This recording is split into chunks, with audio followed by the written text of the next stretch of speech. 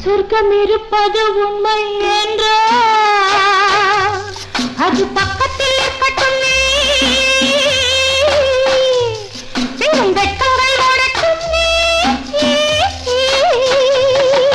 சொர்க்கம் இருப்பது உண்மை என்றால் அது பக்கத்தில் இருக்கட்டுமே வெறும் வெட்டங்கள் ஓடட்டுமே இந்த கொக்குக்கு தேவை கூறிய மூக்கினில் சிக்கிடும் மீன் மட்டுமே இதன் தேவைகள் வாழட்டுமே ஒரு எண்ணத்தை ஏந்துகின்றேன் பல எண்ணத்தில் நீந்துகின்றேன் ஏன் ஒரு கிண்ணத்தை ஏந்துகின்றேன்